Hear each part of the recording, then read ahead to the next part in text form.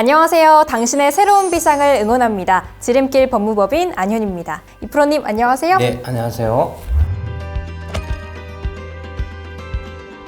오늘은 이 개인회생의 신청자가 개시결정 전까지 기간 단축을 최대한 할 수 있는 5가지를 여쭤보도록 하겠습니다. 이프로님, 그럼 세 번째는 뭐가 있을까요? 네, 세 번째는 보정을 최소화할 수 있게 대리인에게 숨김없이 얘기하라입니다. 이게 신청인 입장에서는 솔직하게 말씀을 드리는 게 살짝 부끄러울 수도 있고 좀 그렇잖아요. 근데 예를 하나 들면 이 생활비로 뭐 샀는지가 중요할 수 있다는 겁니다. 이 빚이 늘어난 이유를 대부분 생활비나 돌려받기로 사용했다라고 하시는 분들 중에서 간혹 사치나 명품을 산 것도 그냥 생활비라고 말씀을 해주시는 분들이 계세요. 맞습니다. 사치품 같은 경우는 재산으로 잡힐 수 있어요. 네. 가감없이 솔직하게 얘기를 해주셔야 되는데요. 이 정도까지 말을 해야 되나 싶을 만큼 이야기를 해주셔도 됩니다. 그리고 저희가 가감할 부분은 또 손을 볼 수 있고 하기 때문에 적은 자료를 주시는 것보다 많은 정보를 주시는 게 훨씬 유리해요. 처음부터 자료가 부실하거나 갖춰야 하는 준비물이 더 많으면 개인회생 보정 권고를 받고 시간이 지체가 될 수도 있습니다. 그리고 어느 정도 금액과 기간이 예측이 가능한데 여기서 제대로 들어가지 않으면 예상치 못한 범위가 나올 수 있죠. 네, 그렇죠. 저희가 또 예측 가능한 범위로 금액이나 기간을 좀 알려드려서 신청자분들께서 개시 결정이 딱 나면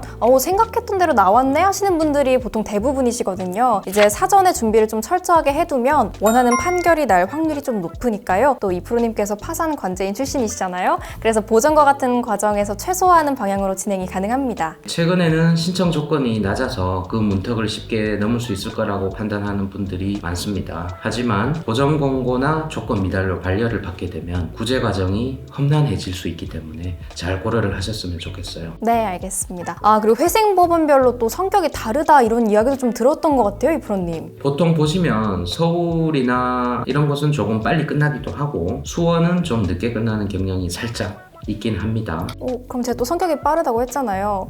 그럼 그냥 서울로 신청을 해버리면 안 되는 건가요? 회생법원은 모든 걸 알고 있다고 생각을 하시면 됩니다. 그렇게 입맛에 맞게 신청한 것도 다 골라내죠. 서울에 직장이 있거나 살고 있으면 서울에서 하는 게 문제는 없는데 갑자기 주소를 옮기거나 그러면 또 문제가 생길 수 있어요. 그러면 이제 네 번째로 이것만큼은 절대 하지 마세요. 이런 거 있을까요? 이렇게 하면 기간이 늘어날 수 있다 이런 거요. 요즘 주식이나 코인, 도박 때문에 회생 신청하는 분들이 많이 계신데요. 회생 신청을 해놓고 또 도박을 하시는 분들도 간혹 생겨요. 아이고, 그럴 경우에는 어떻게 될까요? 채무자는 개인 회생 신청 이후에도 계속 가상화폐에 투자하고 있다 이런 점 등 근거로 들어서 변제 기간을 늘리는 변제 계획안을 다시 작성하라고 권고가 들어오죠.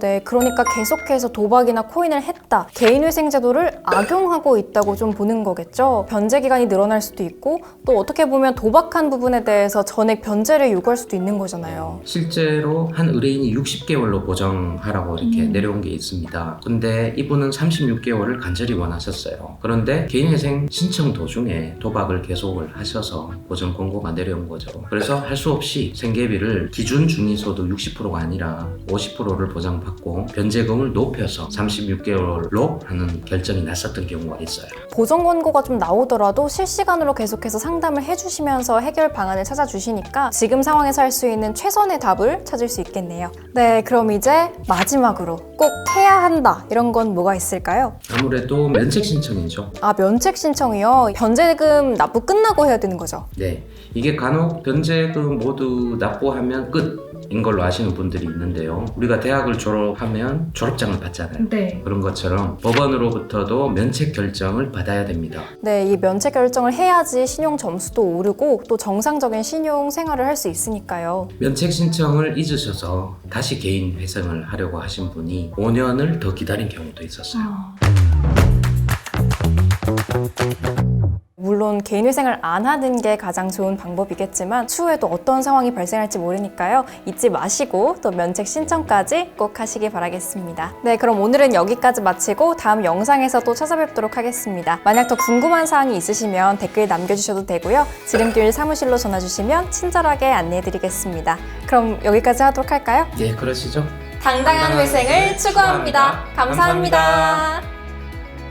오늘 영상 도움이 되셨다면 구독 버튼 한 번씩 눌러주시고요. 그리고 이쪽에는 추천 영상도 기다리고 있으니까 시청해주시면 감사드리겠습니다. 안녕!